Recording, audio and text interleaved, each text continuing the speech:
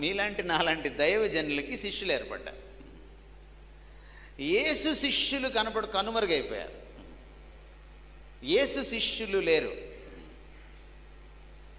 అందుకని మీరు క్రైస్తవం అంటే ఏమిటో తెలుసుకోవాలంటే శిష్యరికం అంటే ఏమిటో తెలుసుకోవాలి.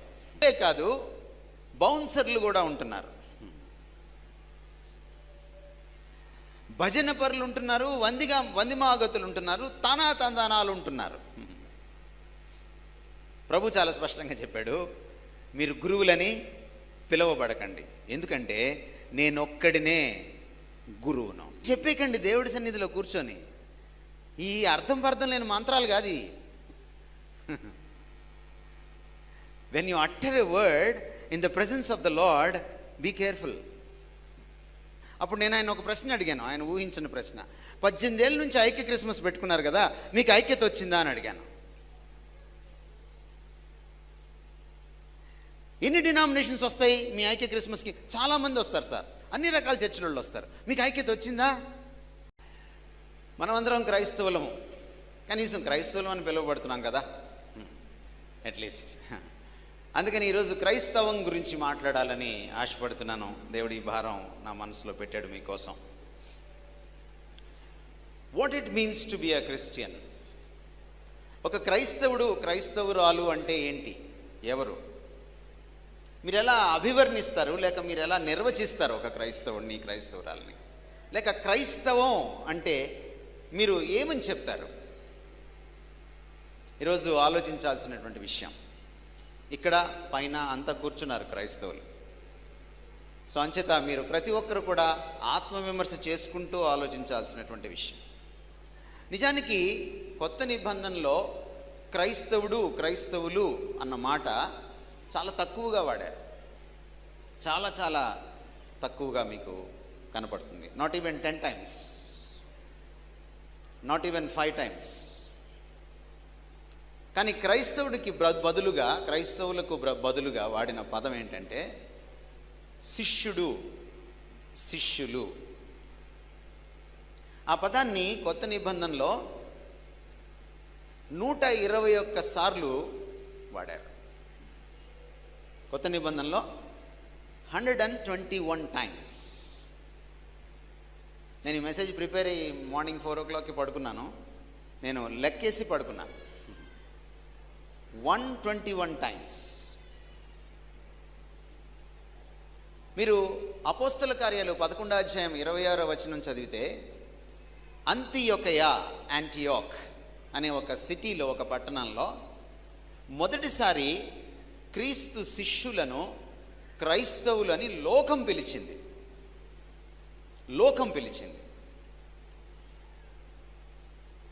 బట్ కాలక్రమంలో 2000 సంవత్సరాలు గతించిన తర్వాత సంఘ చరిత్రలో, ముఖ్యంగా 21వ శతాబ్దంలో శిష్యుడు అనే మాట వాడడం మానేశాం.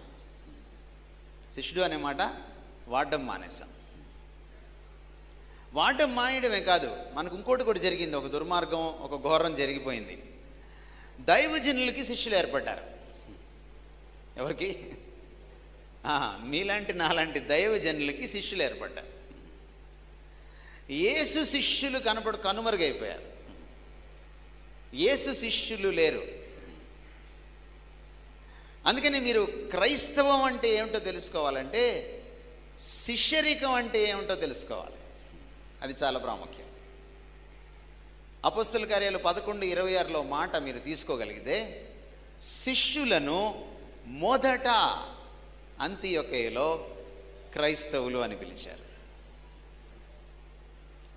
అంచేత ఈ రోజున మీ ముందుకి నేను what it means to be a Christian, క్రైస్తవులు అంటే ఎవరు అని చెప్పడానికి నేను ఈ పదాన్ని తీసుకుంటున్నాను.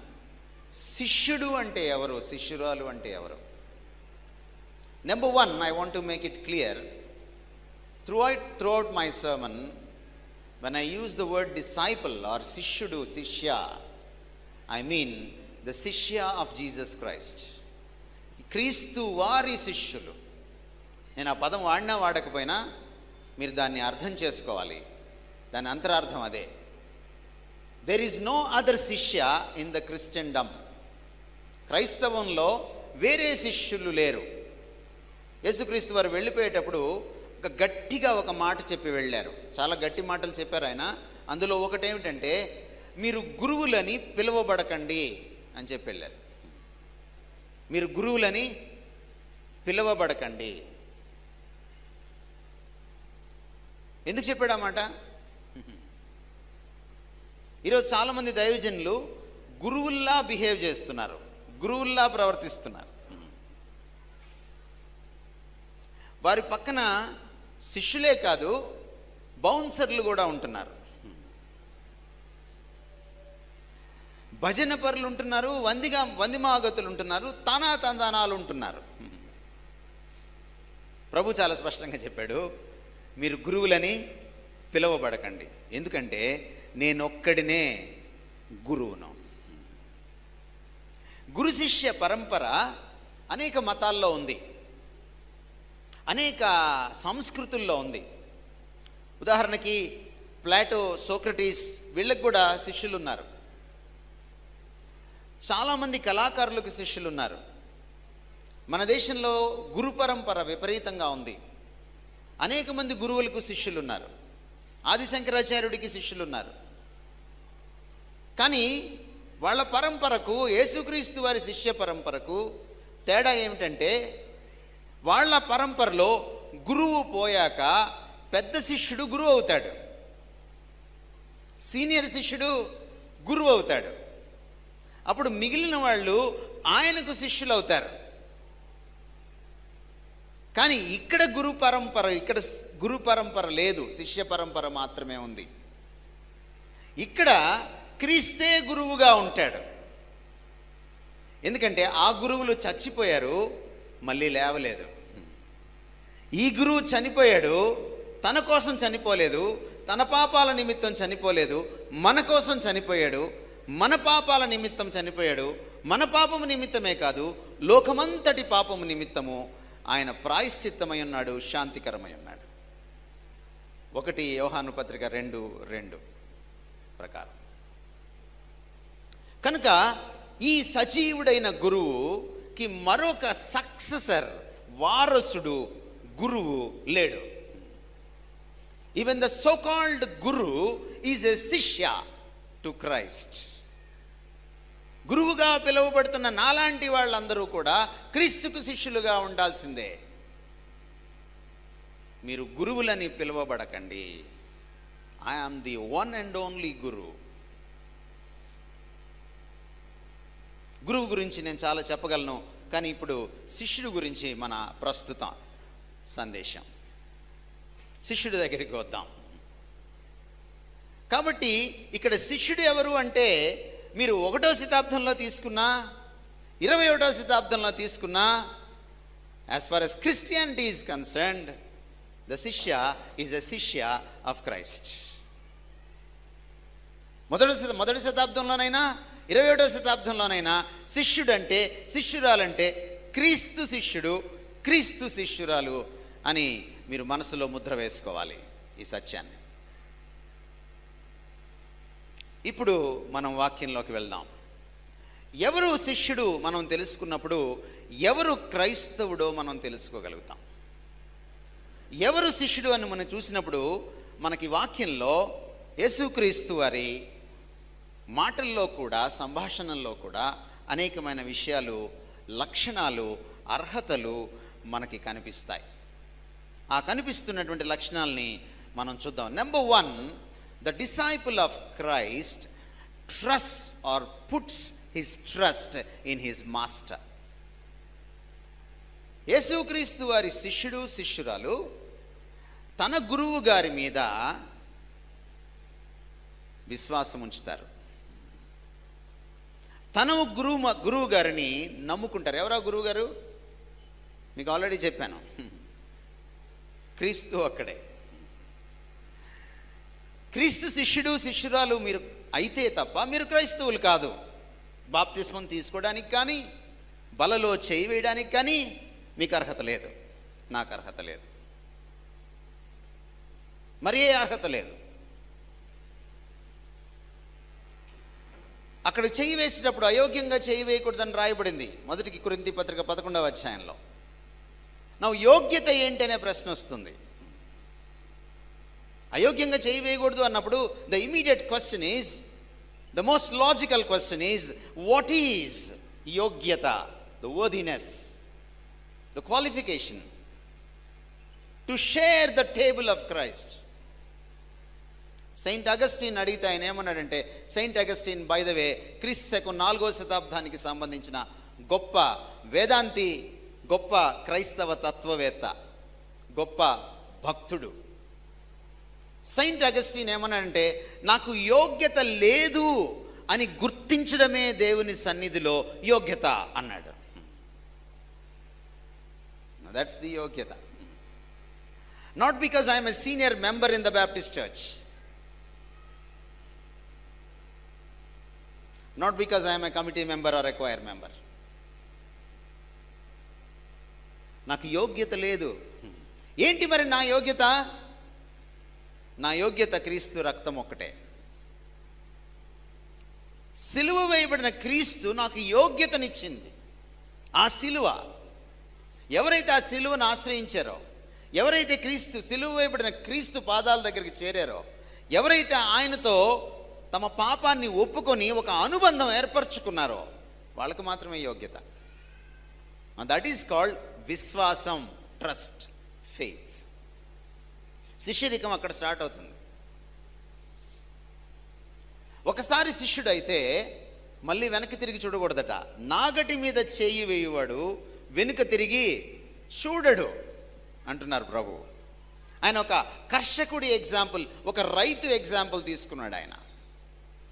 ఒకసారి దున్నడం మొదలు పెడితే వెనక్కి తిరిగి చూడకూడదు. శిష్యరికం కూడా అంతే. యూజిన్ పీటర్సన్ అని ఒక థియాలజియన్, ఆయన ఈ మధ్య ద మెసేజ్ అనే బైబిల్ని ట్రాన్స్లేట్ చేశారు. అది ఆదిమ హెబ్రీ గ్రీకు భాషలకి క్లోజ్గా ఉండడమే కాకుండా ద మోస్ట్ కాంటెంపరీ ఇంగ్లీష్ తోటి దాన్ని ట్రాన్స్లేట్ చేశారు. అంటే అటుపక్క మూల భాషలో ఉన్నటువంటి అంతరార్థాన్ని, మూలార్థాన్ని చెడగొట్టకుండా దాన్ని కాపాడుతూనే ఇటు లక్ష్య భాష దేంట్లోకైతే ట్రాన్స్లేట్ చేస్తున్నారో ఆ భాషలో ఉన్నటువంటి ఈ ఆధునిక ఇంగ్లీష్ భాష యొక్క ప్రాశస్త్యాన్ని కాపాడుతూ అద్భుతంగా ఆయన ట్రాన్స్లేట్ చేశాడు బైబిల్ని. మీకు ఎక్కడైనా ఇంగ్లీష్ బైబిల్ చదువుకునే వాళ్ళు అలవాటు ఉంటే దయచేసి మీరు ఆ బైబిల్ కొనుక్కోండి. You will enjoy that. Eugene Peterson శిష్యరికం గురించి ఒక పుస్తకం రాశాడు. యూజిన్ పీటర్సన్ ఏమన్నాడంటే, శిష్యరికం అంటే it is a long obedience in the same direction అన్నాడు. నాగటి మీద చేయి వేయవాడు వెనుక తిరిగి చూడడు. ఒకసారి క్రీస్తుకి కమిట్ అయితే మళ్ళీ వెనక్కి తిరిగి చూడకూడదు. అది క్రీస్తు శిష్యరికం. దాన్ని ఏమన్నాడంటే యేసుక్రీస్తు వారు విశ్వాసం అన్నాడు. చూడండి, కొన్ని వచనాలు మీకు చదివి అదేమిటో నేను మీకు వర్ణిస్తాను. శిష్యుడు, శిష్యురాలు క్రీస్తులో తమ నమ్మకాన్ని పెట్టుకుంటారు, విశ్వాసాన్ని పెట్టుకుంటారు. యోహాను యేసుక్రీస్తు వారిని పరిచయం చేశాడు. వెంటనే అక్కడ ఉన్నటువంటి ఆ ఇద్దరు, అతడు చెప్పిన మాట ఆ ఇద్దరు శిష్యులు విని యేసును వెంబడించిరి. వాళ్ళ కమిట్మెంట్ స్టార్ట్ అయింది. ఆ తర్వాత ముందుకెళ్తే మనం గలిలయలో ఆయన కానాలో మొదటి సూచక క్రియ చేసిన తర్వాత యేసు ఈ మొదటి సూచక క్రియను చేసి తన మహిమను బయలుపరచను, అందువలన ఆయన శిష్యులు ఆయన యందు విశ్వాసముంచిరి. అదే యోహాను సువార్తలో ఇంకా ముందుకు వెళ్తే 22వ వచనం 2:22, ఆయన మృతుల్లో నుండి లేచిన తర్వాత ఆయన ఈ మాట చెప్పినని ఆయన శిష్యులు జ్ఞాపకము చేసుకుని లేఖనమును యేసు చెప్పిన మాటను నమ్మిరి. శిష్యరికం ఎక్కడ స్టార్ట్ అవుతుందంటే విశ్వాసంతో స్టార్ట్ అవుతుంది. మార్కు సువార్త 16వ అధ్యాయం 14వ వచనం ప్రభు గద్దిస్తున్నాడు. పిమ్మట 11 మంది శిష్యులు భోజనమునకు కూర్చున్నప్పుడు ఆయన వారికి ప్రత్యక్షమై తాను లేచిన తర్వాత తన్ను చూచిన వారి మాట నమ్మనందున వారి అపనమ్మిక నిమిత్తమును హృదయ కాఠిన్యము నిమిత్తమును వారిని గద్దించెను. శిష్యుడికి విశ్వాసం లేదనుకోండి, ప్రభు గద్దిస్తున్నాడు. ఎందుకంటే శిష్యుడికి బేసిక్ క్వాలిఫికేషన్ ఏంటంటే విశ్వాసం. ఇంకా చదువుతున్నాను మీకోసం. తోమాను కూడా ఆయన మందలించాడు. తర్వాత తోమాను చూచి, నీ వ్రేలు ఇటు చూచి నా చేతులు చూడుము, చాచి నా చేతులు చూడుము, నీ చెయ్యి చాచి నా ప్రక్కలో ఉంచి అవిశ్వాసివి కాక విశ్వాసివై ఉండుమనెను. అందుకు తోమా ఆయనతో, నా ప్రభువా నా దేవా అనెను. If you are a disciple of Christ, it is a minimum requirement that you should trust him. ఏమిటి విశ్వాసం అంటే? విశ్వాసం అంటే ఏంటి? మీకు తెల్ల కాగితం ఇచ్చి పెన్ ఇస్తే విశ్వాసం అంటే ఎన్ని పేజీలు రాయగలరు? విశ్వాసులు కదా.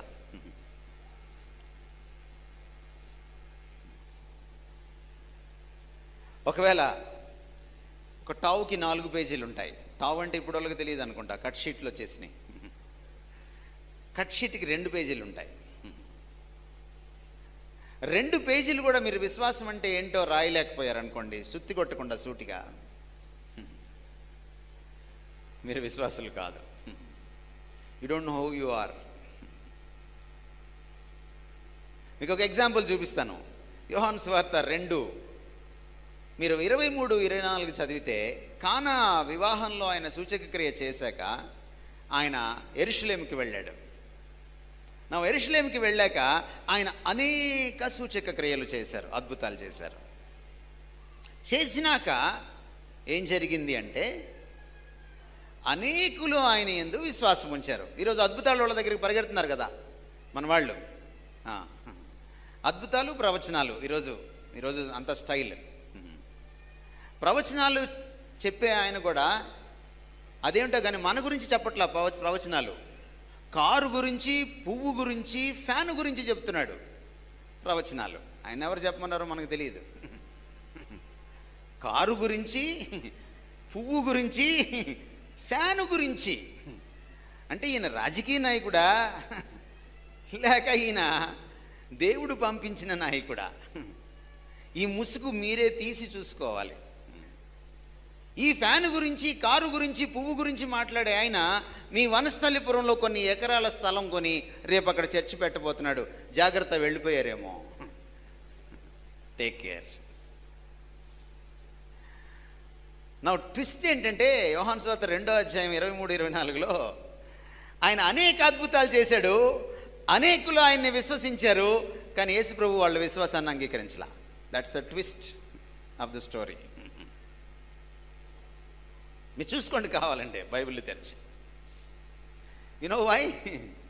అక్కడ రాయబడిన మాట అంటే, ఆయన హృదయములను ఎరిగినవాడు, ఎవడు మనుషుని గురించి ఆయనకు సాక్ష్యం ఇయ్యనక్కర్లేదు. 24వ వచనం. ఎందుకు ఆయన యాక్సెప్ట్ చేయలేదు? Because faith is not emotional. Faith is a commitment. Commitment in the same direction. It is a long commitment in the same direction. వెనక్కి తిరిగి చూడడానికి వీల్లేదు.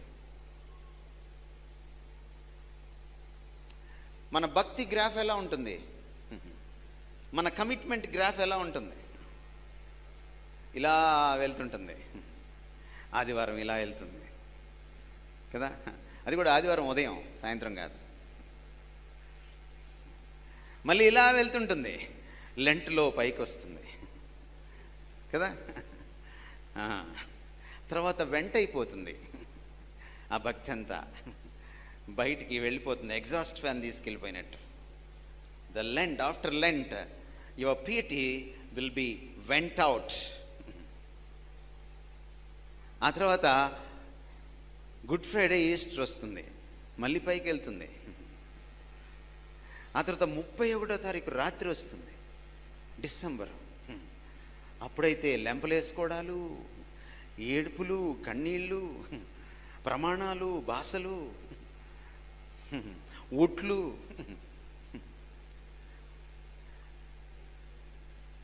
జనవరి 10కి వచ్చేటప్పటికే 11వ తారీఖు ఎవరైనా హ్యాపీ న్యూ ఇయర్ అంటే మనకి ఎబ్బెట్టుగా ఉంటుంది.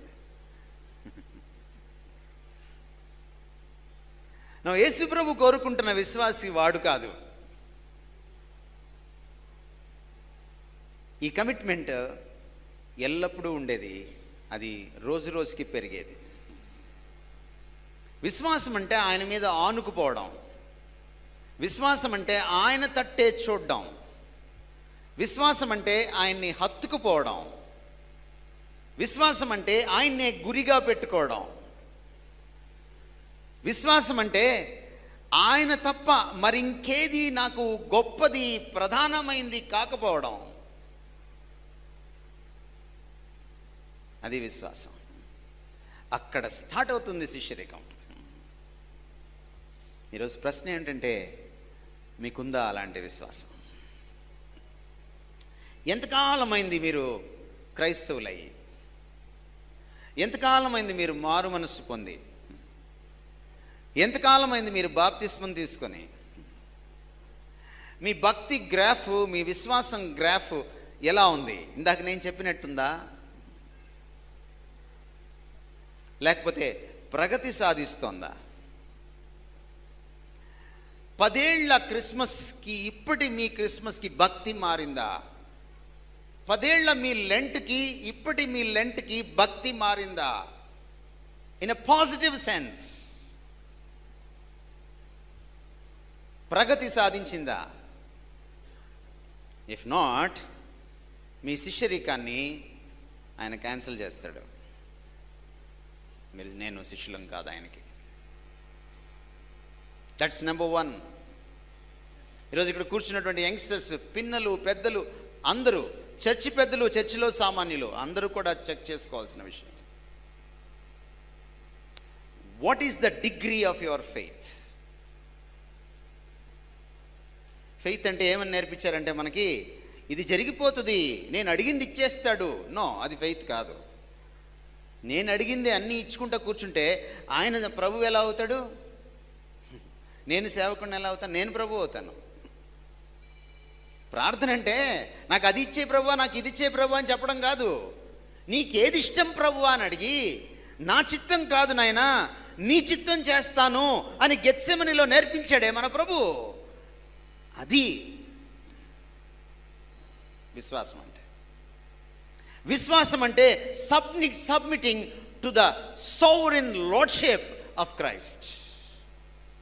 యేసుక్రీస్తు వారి సర్వాధికార ప్రభుత్వానికి తల వంచడం విశ్వాసం. నా మాటను నెగ్గించుకోవడం కాదు విశ్వాసం. ప్రార్థనలో నీకేమిష్టం, నీ చిత్తం ఏంటి, నేనేం చెయ్యాలి? నేను అడిగింది చేసి పెట్టేవాడు కాదు ఆయన. ఆయన అడిగింది నేను చేయాలి. నన్ను ఆయన వెంబడించడు, ఆయన్ని నేను వెంబడించాలి. నేను శిష్యుణ్ణి, ఆయన గురువు గారు. That's faith. అందుకనే ఫెయిత్ అంటే ఇందులో అంటే it is not in what God does, but it is what God is. దేవుడు ఏం చేస్తాడు అన్నదాన్ని నమ్మేది కాదు విశ్వాసం. దేవుడు ఏమై ఉన్నాడు అని తెలుసుకొని ఆయన మీద ఆనుకుపోయేది విశ్వాసం. ఒకవేళ అబ్రహాం విశ్వాసం కూడా 21వ శతాబ్దం క్రైస్తవులు లాంటి విశ్వాసం అయితే ఆయన అసలు దేవుణ్ణి నమ్మగలిగేవాడు కాదు. ఎందుకంటే అబ్రహాముకి కానీ శారాకి కానీ బిడ్డలు పుట్టే యోగమే లేదు. ఆయన 25 ఏళ్ళప్పుడు పరిచయం అవ్వాలా ఈ దేవుడికి, 75 ఏళ్ళప్పుడు పరిచయం అయ్యాడు రిటైర్ అయిపోయిన తర్వాత.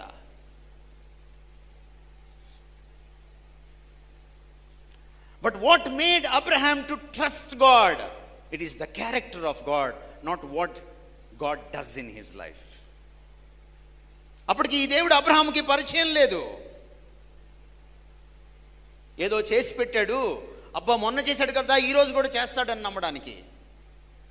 అబ్రహాం దేన్ని నమ్మాడంటే దేవుని క్యారెక్టర్ని నమ్మాడు. దేవుడు ఏం చేశాడో నమ్మలా, దేవుడు ఎవరో నమ్మాడు. Do you know your God? 24 గంటలు ఆయన సన్నిధికి వెళ్ళి నాకు అది చేసి పెట్టు, ఇది చేసి పెట్టు, ఇది చేసి పెట్టు. వాళ్ళు విశ్వాసులు కాదు. వాళ్ళు అద్భుతాల కోసం వచ్చిన వాళ్ళే తప్ప వాళ్ళు అద్భుత కరుడి కోసం వచ్చిన వాళ్ళు కాదు. శిష్యుడు గురువు ఏమిస్తాడో తీసుకోడు, దానికోసం చూడు గురువు ఎవరో ఆయనలాగా అవ్వాలనుకుంటాడు. నేను వస్తాను ఆ పాయింట్కి తర్వాత. శిష్యుడికి గురువు ఇచ్చే గిఫ్ట్ కంటే గురువు ఇంపార్టెంట్. ఆ విశ్వాసం ఎంతమంది ఉంది ఈ సంఘంలో? నెంబర్ 2, శిష్యుడికి ఉండేటువంటి రెండవ అర్హత లక్షణం ఏమిటంటే, the disciple of Christ loves his master. Not only trust his master but loves his master. తన గురువు గారి పైన నమ్మకం మాత్రమే ఉంచుకోడు, తన గురువు గారి పైన అతనికి వల్లమాలిన ప్రేమ. యేసుక్రీస్తు వారు ఇందాక మీరు చదివినటువంటి వాక్య భాగంలో చెప్తున్నాడు. ఆయన ఏమంటున్నాడు? ఎవడైనను నా యొద్దకు వచ్చి తన తండ్రిని, తల్లిని, భార్యను, పిల్లలను, అన్నదమ్ములను, అక్క చెల్లెలను, మీరు కలుపుకోవచ్చు బాయ్ ఫ్రెండ్ని, గర్ల్ ఫ్రెండ్ని,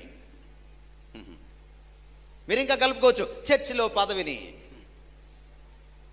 మీరు ఇంకా కలుపుకోవచ్చు కేసీఆర్ గారి క్యాబినెట్లో మంత్రి పదవిని కూడా, క్రిస్టియన్ కార్పొరేషన్ చైర్మన్ ఇచ్చినా సరే.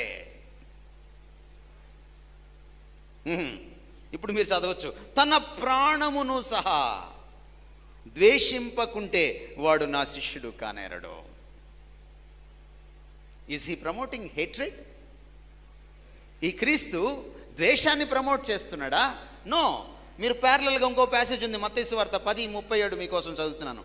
తండ్రినైనను తల్లినైనను నాకంటే ఎక్కువగా ప్రేమించువాడు నాకు పాత్రుడు కాడు. కుమార్తెనైనను కుమారుణ్ణైనను నాకంటే ఎక్కువగా ప్రేమించువాడు నాకు పాత్రుడు కాదు. ఇక్కడ ద్వేషం అంటే అర్థం ఏంటంటే నాకంటే ఎక్కువగా ప్రేమించడం అని అర్థం అన్నమాట. ఎంతమందికి ఉంది ఈ అర్హత? కన్న తల్లి కంటే ఎక్కువ ప్రేమించడం. మీరు అనొచ్చు, మా కన్న తల్లి కంటే ఎక్కువ ఎట్లా ప్రేమిస్తానంటే, నువ్వు ఎవరైనా అమ్మాయిని ప్రేమించినప్పుడు ఏం చేస్తావు?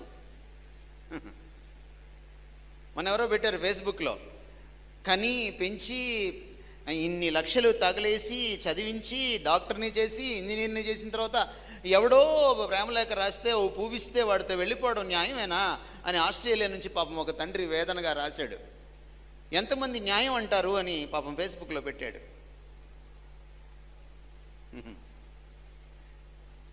ఎవడో గొట్టంగాడి కోసమో, ఎవడో కోన్కిస్కా గాడి కోసమో మీ అమ్మని నన్ను వదిలేసి నువ్వు వెళ్ళిపోతున్నావే, ఏం క్రీస్తుని ప్రేమించలేవా అంతకు మించి? Is he not worthier than, far worthier than your girlfriend and boyfriend, your lover?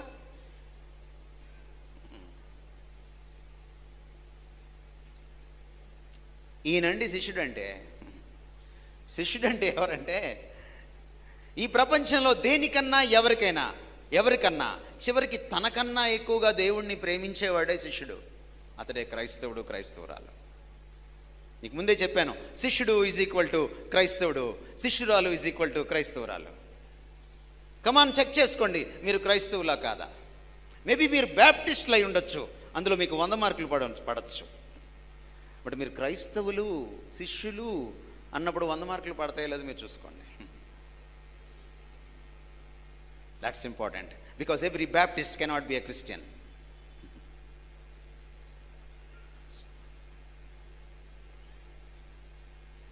దేవుణ్ణి ప్రేమించడం. నేను నా 20లో ఉన్నప్పుడు, ఎందుకంటే నేను నా 14వ ఏట మార్మన్స్ పొందాను. ఆ తర్వాత లోకంలో కలిసిపోయి మళ్ళీ ప్రభు దగ్గరికి వచ్చాను 20వ ఏట. మేబీ ఒక 6 or 7 years I was with the world. నేను నా 20వ ఏటలో ఉన్నప్పుడు నాకు ప్రశ్న వచ్చింది, నన్ను ఎక్కువగా ప్రేమించాలంటాడేంటి దేవుడు, నన్ను మాత్రమే ప్రేమించాలంటాడేంటి దేవుడు? What a God he is. Is he a sadist? మా అమ్మ కంటే ఎక్కువ ఈయన్ని ప్రేమించమంటాడేంటి? ఎవరైనా అసలు? అదిగాక పూర్ణతత్వంతో ప్రేమించమంటాడు, నా దగ్గర ఏం ఉంచుకోకూడదు అంటాడు. What is this God? తల బాదుకున్నాను నేను. Then God answered my prayers. ఎందుకంటే హీఈస్ వర్ది. ఈ ఆజ్ఞ ఇచ్చినప్పుడు ఆయన ద్వితీయోపదేశకాండానికి మీరు వెళ్తే 6వ అధ్యాయానికి మీరు 5వ వచనం అర్థం కావాలంటే 4వ వచనం మీకు ముందు అర్థం కావాలి. 4వ వచనంలో ఏమన్నాడంటే, ఇశ్రాయేలు అంటే నా ప్రజలారా వినండి, మీ దేవుడైన యెహోవా అద్వితీయుడైన యెహోవా దేవుడు. అంటే అలాంటి దేవుడు మరొకడు లేడు. Because I'm the one and only one. నీ ప్రేమ కూడా నాకు అద్వితీయంగానే ఇవ్వాలి. అమ్మ పోతే ఇంకొక అమ్మ దొరకచ్చు, నాన్న పోతే ఇంకో నాన్న దొరకచ్చు, కొడుకు పోతే ఇంకో కొడుకు దొరకచ్చు. ఇప్పుడు దత్తపుత్రులు ఉత్తపుత్రులు రాజకీయాల్లో కూడా వచ్చేసారు. కానీ ఈ దేవుడు పోతే ఇంకో దేవుడు లేడు. ఈ దేవుడు ఎప్పటికీ పోడు. The one and only. అట్లాంటి దేవుడిని మనం పూజిస్తున్నాం, సేవిస్తున్నాం. He's exclusive. Therefore my love towards this God must be exclusive. ఈయన అద్వితీయుడు కాబట్టి ఈయన పట్ల నా ప్రేమ కూడా, నా భక్తి కూడా అద్వితీయంగా ఉండాలి. అప్పుడే నేను శిష్యుని అనిపించుకుంటాను. మీకుందా అలాంటి ప్రేమ? ఈ ప్రభు పట్ల అలాంటి ప్రేమ మీకుందా? Only then you are a Christian. Only then you are a disciple. He is worthy. ఆయన అర్హుడు, ఆయన మాత్రమే అర్హుడు అని తెలిసిన తర్వాత కూడా మనం పాపం చేస్తే మన కోసం వచ్చి తన సమస్తాన్ని మనకి ఇచ్చి వేసుకున్నవాడు. And now he is double worthy to receive my utmost worship and devotion, the highest love and honor.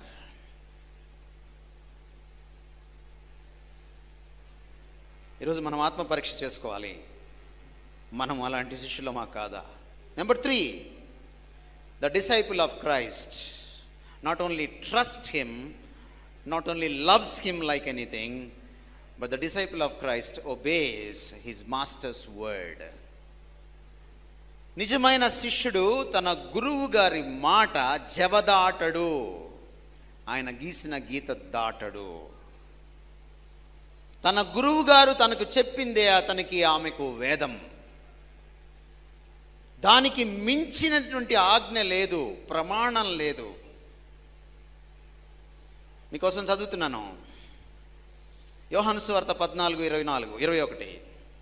నా ఆజ్ఞలను అంగీకరించి వాటిని గైకొనివాడే నన్ను ప్రేమించువాడు. ఈయన అత్యధికంగా, అత్యున్నతంగా, అద్వితీయంగా ప్రేమించాలని చూసాం. దానికి గుర్తేంటో తెలుసా? ఆయన మాట వింటాం. నా ఆజ్ఞలను అంగీకరించి యాక్సెప్ట్ చేసి వాటిని పాటించేవాడు, ప్రాక్టీస్ చేసేవాడు, దానికి విధేయత చూపేవాడు నన్ను ప్రేమించేవాడు. నీ obedience is the litmus test, is an acid test for your love for God. మీరు ప్రభువుని ఎంత ప్రేమిస్తున్నారు అన్నదానికి అగ్ని పరీక్ష ఏమిటంటే మీరు ఆయనకి ఎంత విధేయత చూపిస్తున్నారు అన్నది. నాకు తెలిసి ఈ కాంగ్రిగేషన్లో పైనుంచి కింద దాకా తీసుకుంటే, అంటే బాల్కనీ నుంచి ఈ ఫ్లోర్లో కూర్చున్న వాళ్ళ దగ్గర తీసుకుంటే చాలామంది ఈ పుస్తకాన్ని చదవరు. మీ ఎదుట, ఈ సమాజం ఎదుట ఈరోజు నేను సాక్ష్యం చెప్తున్నాను దేవుని సమక్షంలో. ఇది చదవని వాడికి క్రైస్తవుడిగా బతికే అర్హత లేదు.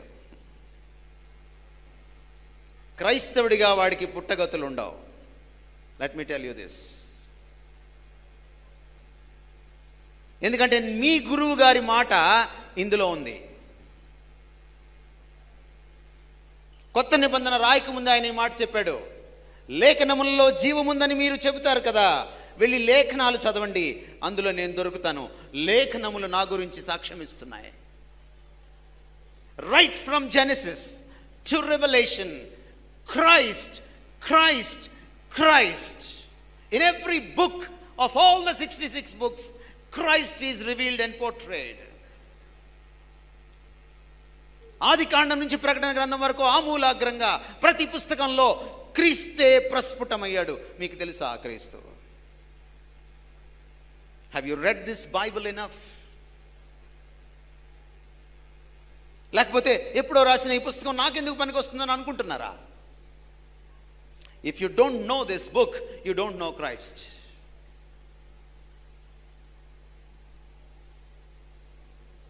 క్రీస్తును ప్రేమిస్తే ఆయన మాటను ప్రేమిస్తారు. మీకు బాగా ఇష్టమైన వాళ్ళ మాట మీరు వింటారా? మనకు అప్పుడప్పుడు ఎవడి మాట విండండి, వాళ్ళ అమ్మ చెప్తే వింటాడండి, ఎవడి మాట విండండి, ఫలానా ఆయన చెప్తే వింటాడండి అని మీరు ఎప్పుడప్పుడు వింటుంటారు. ఎందుకు? ఎవరిని ప్రేమిస్తామో వాళ్ళ మాట వింటాం. మీరు మీ అమ్మని ప్రేమించారో లేదో ఎలా తెలిసిపోతుంది? ఇలాగే తెలిసిపోతుంది. మదర్స్ డే అప్పుడు ఐ లవ్ యూ మమ్మీ అని ఒక పువ్వు ఇస్తే అది చెవులో పువ్వు పెట్టినట్టు. 364 రోజులు అమ్మని ప్రేమించకుండా, అమ్మ మాట వినకుండా మదర్స్ డే రోజు మాత్రం ఆమెకు ఒక పువ్వు ఇచ్చావనుకో, ఐ లవ్ యూ చెప్పావనుకో, చెవులో పువ్వు పెట్టినట్టే. ఎంతమంది క్రైస్తవులు ఉన్నారు ఇలాగా? ఈ మధ్య క్రిస్టియానిటీ డే అని కూడా చేస్తున్నారు. పాపం ఒక్కరోజు జీవిస్తారేమో క్రీస్తు కోసం, నాకు తెలీదు.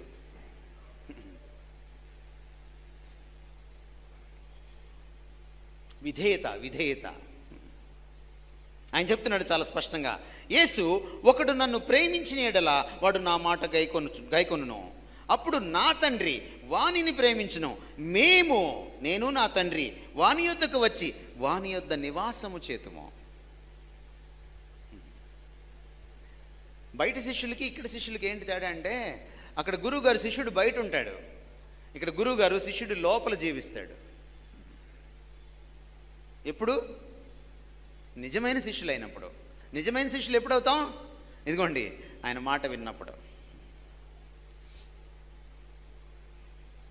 ఎంత అద్భుతమైనటువంటి విషయాలు. నన్ను ప్రేమింపని వాడు నా మాటలను గైకొనడు. యోహాను 14:24. ఇప్పుడు ఒక మాస్టర్ స్ట్రోక్ ఇస్తున్నాడు ఆయన. 8వ అధ్యాయము 31 నుంచి చదువుతున్నాను నేను. కాబట్టి యేసు తనను నమ్మిన యూదులతో మీరు నా వాక్యమందు నిలిచిన వారైతే, అంటే నా వాక్యాన్ని పాటిస్తే, నా మాటను జవదాటకుంటే, నాకు విధేయత చూపించిన వారైతే నిజముగా నాకు శిష్యులై ఉండి.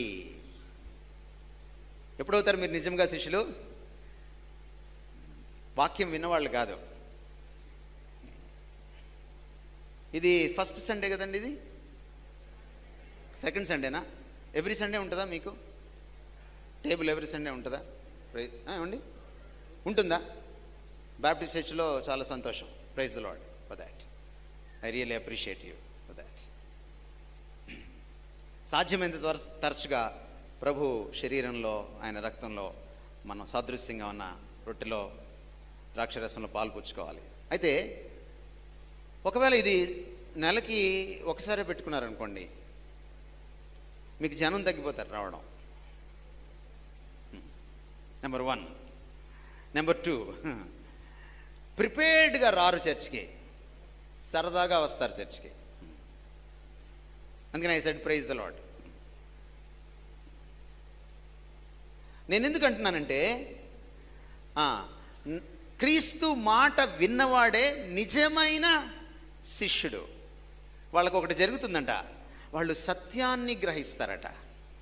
ఎవరికి అర్థమవుతుంది దేవుడి గురించి సత్యం? ఎవరికి అర్థమవుతుంది సార్?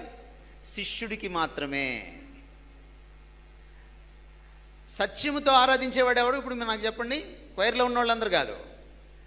ఎవరు మేడం చెప్పండి? శిష్యులు మాత్రమే. శిష్యులు ఎవరు? ఇప్పుడు దాకా నేను చెప్పేశాను ఆల్రెడీ, మళ్ళీ చెప్పక్కర్లేదు. సత్యం ఏం చేస్తుందట? స్వతంత్రులుగా చేస్తుంది. 32వ వచనం. దేని నుంచి స్వతంత్రులుగా చేస్తుంది? పాపము నుంచి స్వతంత్రులుగా చేస్తుంది. సత్యమును తెలుసుకుందంటే సత్యం ఎవరు? క్రీస్తే సత్యం. అందుకనే 36వ వచనంలో, నేను మిమ్మల్ని స్వతంత్రులుగా చేస్తే, కుమారుడు మిమ్మల్ని స్వతంత్రులుగా చేస్తే మీరు నిజముగా స్వతంత్రులు. కాబట్టి శిష్యుడు వాక్యానికి లోబడ్డం వల్ల, విధేయత చూపించడం వల్ల ఏం తెలుసుకుంటాడో తెలుసా? అల్టిమేట్గా వాక్యాన్ని తెలుసుకుంటూ ప్రభువుని తెలుసుకుంటాడు, గురువుని తెలుసుకుంటాడు. That's the beauty. విధేయతలో ఉన్నటువంటి సౌందర్యం ఏంటంటే, తమరు మీ గురువు గారిని లోతుగా తెలుసుకుంటారు. You will be ever close to him. విధేయత ద్వారా మాత్రమే దేవునికి దగ్గర అవ్వగలం, ఇంకా మరి దేని ద్వారా దగ్గర అవ్వలేం. ఎంత వింటున్నారో ఇక్కడ నాకు తెలియదు, ఎంత పాటిస్తున్నారో నాకు తెలియదు, మీరు చెక్ చేసుకోండి. Number 4, the disciple of Christ loves his fellow disciple. ప్రభువును మాత్రమే ప్రేమించడు, తన తోటి శిష్యుణ్ణి, శిష్యురాల్ని కూడా నిజమైనటువంటి శిష్యుడు ప్రేమిస్తాడు. చూడండి, మీకోసం చదువుతున్నాను. యోహాను సువార్తలోనే 15వ అధ్యాయము 9వ వచనము.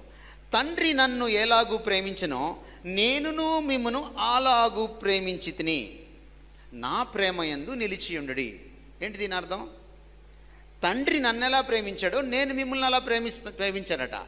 నా ప్రేమలో నిలిచి ఉండమంటే, నేను మిమ్మల్ని ఎలా ప్రేమించానో మీరు కూడా మీ తోటి సభ్యుల్ని, శిష్యుల్ని అలా ప్రేమించాలని అర్థం.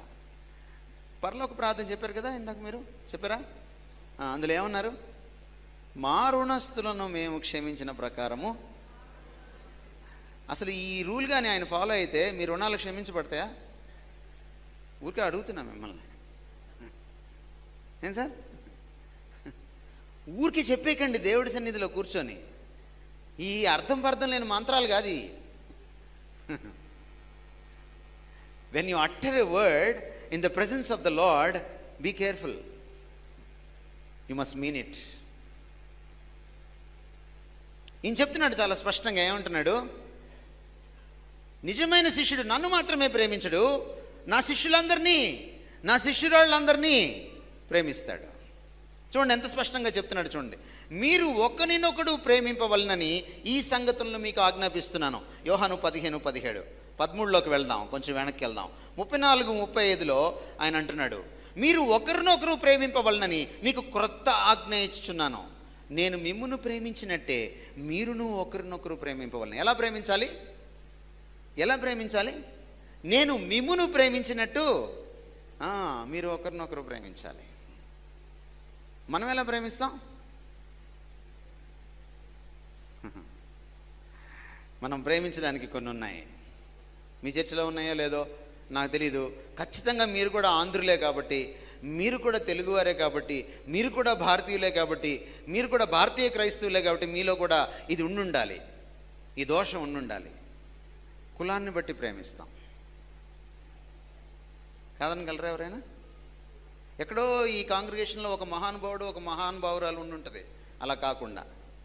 కానీ తత్తిమ వాళ్ళందరూ కూడా అలాగే ప్రేమిస్తారు. ఒకవేళ మీరు కానీ కులాన్ని బట్టి ప్రేమించలేదు అని అన్నారనుకోండి, ఇమీడియట్గా మీకు ఒక అగ్ని పరీక్ష పెడతా. వేరే కులం వాడికి మీ అమ్మాయిని, మీ అబ్బాయిని ఇవ్వాలి. పాస్ అవుతారా? పాస్ అవుతారా? నాకు తెలంగాణ నుంచి ఒక ఫోన్ వచ్చింది డిసెంబర్లో. సార్, ఐక్య క్రిస్మస్ పెట్టుకుంటున్నాం, మీరు రావాలి అని. నేను అడిగాను, ఎంతకాలం నుంచి పెట్టుకుంటున్నారు? 18 ఏళ్ళ నుంచి పెట్టుకుంటున్నాం సార్, ఇది 19వ సంవత్సరం సార్, మీరు రావాలి. ఇంకా అది కాక అంతకుముందు ఎవరెవరు స్పీకర్లు వచ్చారు, పెద్ద పెద్ద స్పీకర్లు అని చెప్పారు. అంటే నన్ను ఇన్స్పైర్ చేయడానికి ఆయన పాపం తంటాలు పడుతున్నాడు అనమాట.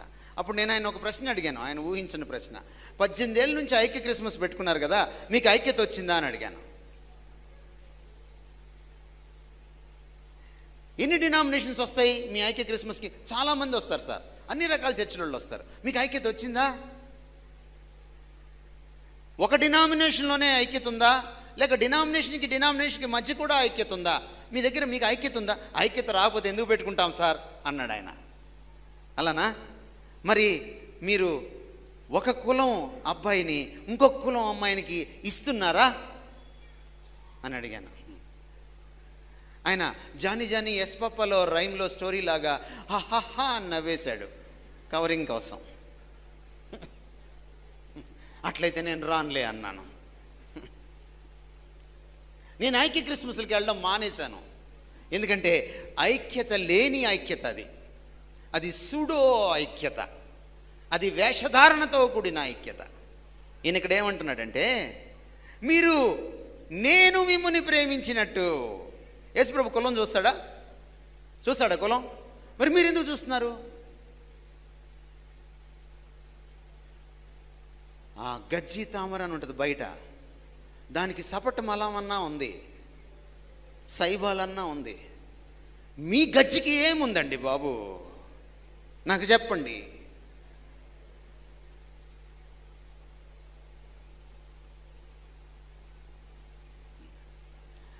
మీరు శిష్యులా?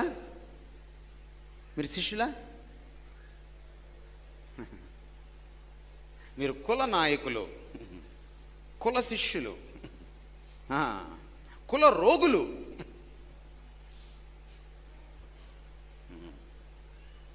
కుల క్యాన్సర్తో బాధపడుతున్నారు, కుల కుష్టుతో బాధపడుతున్నారు. ఆయన అంటున్నాడు, మీరు శిష్యులైతే నేను ప్రేమించినట్టు మీరు ఒకరినొకరు ప్రేమిస్తారు. ఇక్కడ కులం అడ్డు రాదు. ఇంకొక అద్భుతమైన మాట అన్నాడు, మీరు ఒకని ఎడల ఒకడు ప్రేమ కలవారైన ఎడల దీన్ని బట్టి మీరు నా శిష్యులని అందరూ తెలుసుకుంటారంట. వనస్థలిపురంలో మీరు యేసుక్రీస్తు శిష్యులని ఎలా తెలుస్తుందట? మీరు కులానికి మించి ప్రేమించాలి. అది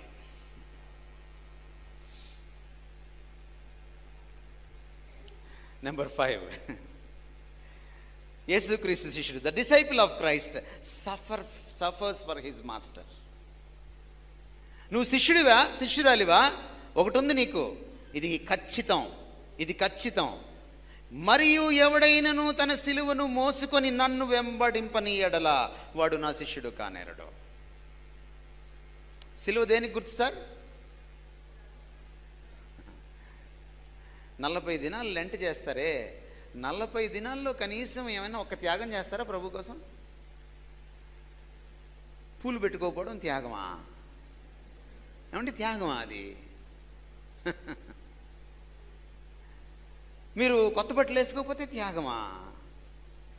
ఆయనేమో ప్రాణం పెట్టాలా మీకోసం, మీరేమో పూలు పెట్టుకోరా?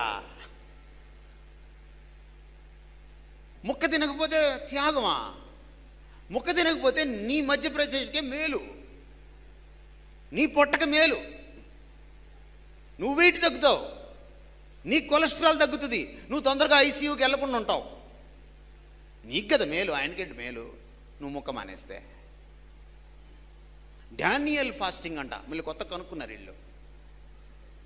Daniels fasting. దానియేలు ఫాస్టింగ్ ఉండి ఏమి సాధించాడు? తమరేం సాధించారు? ఆ త్యాగం కాదు నేను చెప్పేది, తల తీయించుకోవడానికి రెడీ అయ్యే త్యాగం, సఫరింగ్. సిలువ రెండిటికి గుర్తండి, ఒకటి శ్రమకు, రెండవది త్యాగానికి. ఒకటి సఫరింగ్, రెండవది త్యాగం, సాక్రిఫైస్. ఈ రెండు నీకు లేవా, నువ్వు సిలువనెత్తుకొని వెంబడించినట్టు లెక్క. గమనించండి అక్కడ లాంగ్వేజ్, అక్కడ ఉన్నటువంటి ప్రొనౌన్, సర్వనామాన్ని గమనించండి. నా సిలువనెత్తుకొని అనలేదు ఆయన. ఆయన సిలువను ఎవడో మోయలేడు, ఆయన ఒక్కడే మోయగలడు. ఎందుకంటే ఆయన లోక పాపమును మోసుకొని పోయే దేవుని గొర్రెపిల్ల. లోక పాపం అంతా ఆ సిలువ మీద ఉంటుంది, ఎవడు మోయలేడు. ఈ సిలువ ఎవరిదంటే ప్రతివాడు తన సిలువనెత్తుకొని, ఎవరి త్యాగం వాళ్ళది, ఎవరి కష్టాలు వాళ్ళవి. కొంతమంది అంటుంటారు, నాలాంటి కష్టాలు ఎవరికీ లేవు ఈ లోకంలో. అంటే అందరిని చదివేసేవేటి నువ్వు? అందరి కష్టాల్లోకి దూరేసేవేటి? లేదు, నీ కష్టాలు నీకు గొప్ప, ఇంకోళ్ళ కష్టాలు ఇంకోళ్ళకి గొప్ప. పేద కష్టాలు పేదవి అన్నారు, అందుకే ఊరికే అనలా. కష్టాలులో రకాలు ఉన్నాయి. నీ సొంత తప్పిదం వల్ల వచ్చే కష్టాలు ఉంటాయి, అది క్రీస్తు కోసం శ్రమపడినట్టు కాదు. నువ్వు ప్రసంగం చేస్తా గబుక్కున ఓ మాట నేస్తావు, నోరు జారుతావు, ఆత్మావేశం పోయి మానవావేశం వస్తుంది నీలోకి. ఆ మానవావేశంలో నువ్వేదో అంటావు, నీ మీద కేసు బుక్ అవుతుంది. అది దేవుడి కోసం నువ్వేదో కష్టపడినట్టు పోజించుకోవద్దు. నువ్వు ఎవరినో ఒక మతోన్మాదిని తిడతావు, నీ మీద కేసు బుక్ అవుతుంది. ఆయన అందుకే పాముల వలె వివేకంగా కూడా ఉండండి, పావురముల వలె మీరు నిష్కపటంగా మాత్రమే కాదని చెప్పాడు. ఆ కష్టాల గురించి మాట్లాడట్లా నేను. క్రీస్తు కోసం నువ్వు నిలబడ్డప్పుడు, నీతి కోసం నువ్వు నిలబడ్డప్పుడు కష్టాలు. ఒకవేళ మీరు గవర్నమెంట్ ఆఫీసర్ అయితే, ఇక్కడ చాలామంది గవర్నమెంట్ ఆఫీస్ నుంచి రిటైర్ అయిన వాళ్ళు రాత్రి పరిచయం అయ్యారు నాకు. మీరు బల్ల కింద చేతులు పెట్టను అని నిర్ణయించుకున్నారనుకోండి, అంటే లంచము తీసుకోనని నిర్ణయించుకున్నారనుకోండి, మీ కష్టాలు మొదలవుతాయి. అది క్రీస్తు కోసం కష్టాలంటే. మమ్మీ నేను కులం చూడను అని అన్నాడు అనుకోండి ఒక అబ్బాయి వాళ్ళ అమ్మతోటి, కష్టాలు మొదలవుతాయి. డాడీ నేను కట్నం తీసుకోను అన్నాడు అనుకోండి ఒక అబ్బాయి, కష్టాలు మొదలవుతాయి. అది క్రీస్తు కోసం కష్టాలంటే. సంఘంలో పెద్దలే తప్పు చేస్తున్నారు అనుకోండి, ఒక ఆయన తమ్ముడు నువ్వు ఇలా చేయడం కరెక్ట్ కాదు, అన్న నువ్వు ఇలా చేయడం కరెక్ట్ కాదు అని పక్క తీసుకెళ్ళి చెప్పినా కష్టాలు మొదలవుతాయి. క్రీస్తు కోసం కష్టాలంటే అది. Are you ready? క్రీస్తు కోసం కష్టపడేటప్పుడు నా అహాన్ని చంపుకోవాలి, నా పరువుని చంపుకోవాలి, నా ప్రతిష్టని చంపుకోవాలి, అపార్థానికి సిద్ధపడాలి, అపనిందకు సిద్ధపడాలి. Are you ready? అప్పుడే తమరు డిసైపుల్, అప్పుడే తమరు డిసైపుల్. మీరు వాచ్ చూసుకుంటున్నారని నాకు తెలుసు, అందుకని నేను క్లబ్ చేసి మాట్లాడుతున్నాను, తగ్గించి మాట్లాడుతున్నాను. దేవుని సన్నిధిలో ఎక్కువసేపు కూర్చోవడానికి ఇష్టపడేవాడు ధన్యుడు. టీవీ ముందు, ఫేస్బుక్లో, వాట్సాప్లో, ఫోన్లో, పేపర్లో తలదూచి ఎక్కువసేపు కూర్చొని టైం తెలియకుండా ఉన్నవాడు ధన్యుడు కానేరడు. మీరు పలావు వండుతారు అని అంటే మధ్యాహ్నం ఎంతసేపు అయినా వెయిట్ చేస్తారు, కానీ ఇక్కడ నుంచి పలావ్ పెడతామంటే మీరు అస్సలు వెయిట్ చేయరు. మీరు చాలా గొప్పవాళ్ళు. Hats off to you. ఆయన అంటున్నాడు మత్తయి సువార్త 10:39, తన ప్రాణము దక్కించుకున్నవాడు దానిని పోగొట్టుకొనును. చూడండి, మన కరోనాలో నిజమైపోయింది ఇది. తన ప్రాణమును దక్కించుకున్నవాడు దాన్ని పోగొట్టుకున్నాం. కానీ ఇక్కడ ఒక ట్విస్ట్ ఉంది, ఒక పారాడాక్స్ ఉంది, ఒక వైరుధ్యం ఉంది. కానీ నా నిమిత్తము తన ప్రాణమును పోగొట్టుకున్నవాడు దాన్ని దక్కించుకొనును. దట్స్ డిసైపుల్షిప్ అని ఇంకా అంటున్నాడు. ఆ ప్రకారమే మీలో తనకు కలిగినదంతయు విడిచిపెట్టని వాడు నా శిష్యుడు కానేరడు. ఈరోజు ప్రబోధం ఏంటండి? దేవుడి దగ్గరికి రా, ఆయనకి 10,000 ఇవ్వు, నీకు 1,00,000 ఇస్తాడు. ఆయనకి 1,00,000 ఇవ్వు, నీకు 10 లక్షలు ఇస్తాడు. ఆయన హుండీలో డబ్బులై నీ ఇంట్లో అంతా డబ్బులు డబ్బులు డబ్బులు డబ్బులు. నువ్వేంటి పాత స్కూటర్లో తిరుగుతున్నావా? వచ్చి కూకట్పల్లిలో డబ్బులై నువ్వు BMW తిరుగుతావు. ఎవరు ఈ దేవుడు? ఈ దేవుడు రాజాది రాజు, కింగ్ ఆఫ్ కింగ్స్. ఈ దేవుడి శిష్యుడు కూడా కింగే. నువ్వు కింగ్ కాదు. నువ్వు కింగ్ అవడానికి టైం ఉంది ఇంకా. నువ్వు ఇప్పుడు కానీ ఆయన కోసం భరిస్తే రేపొద్దున నేను కింగ్ని చేస్తానన్నాడు. ఇప్పుడు కాదు నువ్వు కింగు. అయ్యా స్ప్రింగు ఎగరకు. తెలుసుకో వాక్యం ఏం చెప్తుందో.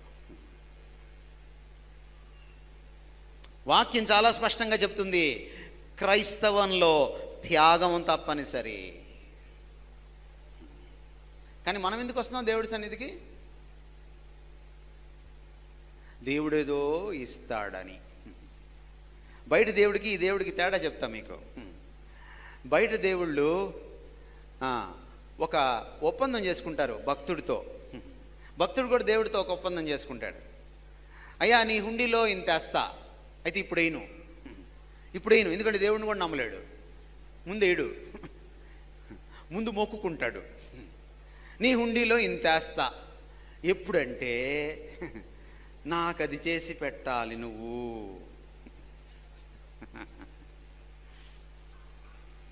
అప్పుడు వేస్తా. అందుకని ఆ దేవుడికి ఏమని పేరు వచ్చింది? ఆపదముక్కుల వాడు అని వచ్చింది పేరు. ఒకవేళ నువ్వు మొక్కుకొని ఆయన చేసేసిన తర్వాత నువ్వు చేయలేదనుకో, ఆయనకి చేయాల్సింది, అప్పుడు నడ్డి విరిచి వడ్డీతో సహా నీ దగ్గర కలెక్ట్ చేస్తాడట ఆయన. అందుకని ఆయనకు ఇంకో పేరు వచ్చింది, వడ్డీ కాసుల వాడు అని పేరు వచ్చింది.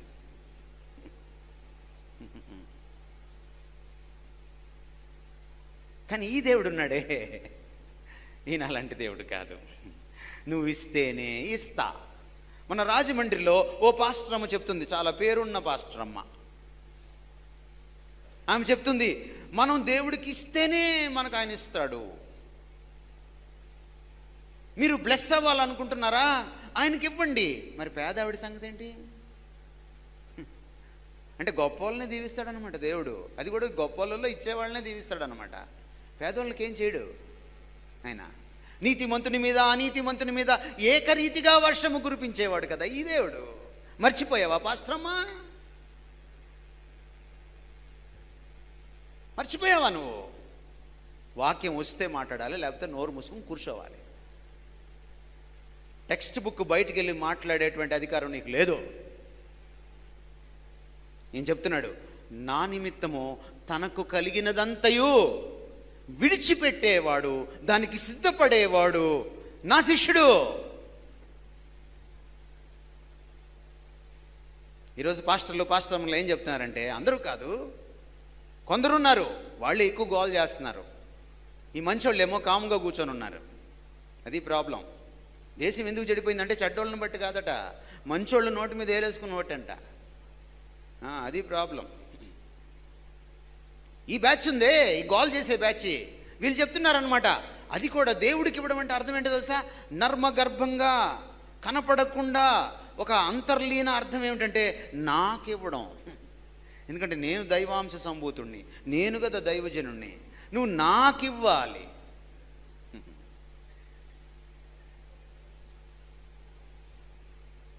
ఈ దేవుడి దగ్గరికి వచ్చి ఏమిస్తావు ప్రభు అని నువ్వు అడగడానికి వీల్లేదు.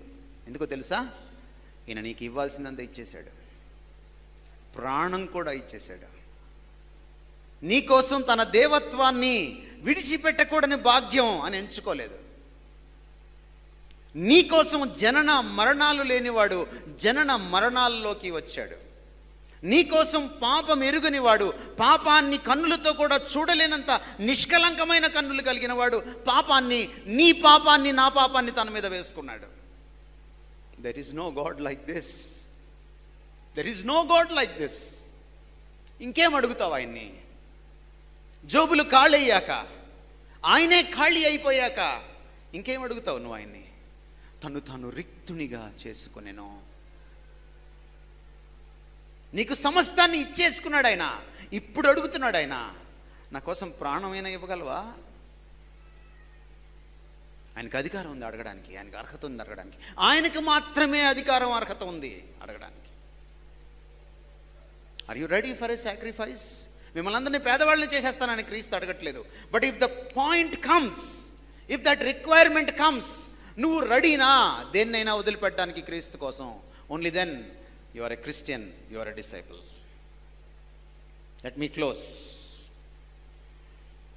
శిష్యుడు ఉండే ఆఖరి లక్షణం, ఈరోజు వరకు మనం మాట్లాడుకున్న దాంట్లో శిష్యుడికి ఉండవలసిన, శిష్యురాలకు ఉండాల్సిన ఆఖరి లక్షణం, the disciple of Christ imitates his master. శిష్యుడు శిష్యురాలు ఎలా ఉంటారు? తన గురువు గారిలాగా ఉండాలి, తన గురువు గారిని ఇమిటేట్ చేయాలి. చూడండి ఈ మాటలు ఎంత చక్కగా చెప్తున్నారు యేసుక్రీస్తు వారు. మత్తయి సువార్త 10:25, మత్తయి 10:25. శిష్యుడు తన బోధకుని వలె, అంటే తన గురువు వలెను, దాసుడు తన యజమానుని వలెను ఉండిన చాలును. ఆయన నీ దగ్గర నుంచి కోరుకుంటున్న క్రైస్తవం అదే, శిష్యరికం అదే. మీరు నాలాగా ఉంటే చాలు, నన్ను ఇమిటేట్ చేయాలి. లూకా 6:40. శిష్యుడు తన బోధకుని కంటే అధికుడు కాడు, సిద్ధుడైన ప్రతి శిష్యుడు తన బోధకుని వలె ఉండును. నువ్వు శిష్యరికంలో సిద్ధత్వం సంపాదించావా, మెచ్యూరిటీ సంపాదించావా, పరాకాష్ఠకు వచ్చావా, నువ్వు ఆయనలాగా మారాలి. ఎన్ని ఆదివారాల నుంచి సంఘానికి వస్తున్నావు? యూట్యూబ్లో ఎన్ని ప్రసంగాలు విన్నావు? ఇక్కడ ఎన్ని ప్రసంగాలు విన్నావు? ఎన్నిసార్లు ఆరాధించావు? నువ్వు నీ గురువు గారిలాగా మారావా? అదే ప్రశ్న ఈ రోజున. కొద్దిగైనా మారావా? బొత్తిగా మారలేదా? Then you are not a Christian, you are not a disciple. ఎంత అద్భుతమైన మాటలు ప్రభువు చెప్తున్నాడు. సో శిష్యుడికి ఉండేటువంటి ఈ లక్షణాలు, ఈ అర్హతలు మనము పునికి పుచ్చుకున్న నాడు మనము నిజమైనటువంటి క్రైస్తవులం అవుతాం. గమనించండి, శిష్యులుగా ఉండడమే క్రైస్తవులుగా ఉండడం. ఒక చర్చిలో మెంబర్గా ఉండడం క్రైస్తవులుగా ఉండడం కాదు. బాప్తిస్మం తీసుకోవడం క్రైస్తవులు అవడం కాదు. బలలో చేయి వేయడం క్రైస్తవులు అవడం కాదు. చర్చిలో పెద్దలు అవడం క్రైస్తవులు అవడం కాదు. కొన్ని ఏళ్ల తరబడి చర్చికి రావడం క్రైస్తవులు అవడం కాదు. క్రైస్తవ కుటుంబంలో పుట్టడం క్రైస్తవులు అవడం కాదు. ప్రతిరోజు ప్రార్థన చేయడం, క్రైస్తవ పాటలు పాడడం క్రైస్తవులు అవడం కాదు. ఇది క్రైస్తవులు అవడం అంటే. నువ్వు శిష్యుడివా, శిష్యురాలివా? కమాన్, యు ఆర్ ఎ క్రిస్టియన్. ఈ అర్హతలు, ఈ క్వాలిఫికేషన్స్, ఈ కనీస అర్హతలు మీ దగ్గర లేవా? Then you are not a Christian. ఇదే మిక్కిలి అనుకూల సమయం, ఇదే రక్షణ దినం. నా ఈ క్షణంలోనే మీరు తలలు వంచి ప్రార్థన చేసి మీరు ఆయన శిష్యులు కాగలరు. It's possible. ఇప్పుడు దాకా మీరు అలా అవ్వకపోతే, ఒకవేళ అటువంటి భ్రమలో మీరుంటే, ఈ క్షణమే మీరు తలలు వంచి మౌనంగా ప్రభుని అడగచ్చు. ప్రభువా, I want to be a true disciple, a true Christian. Change me lord.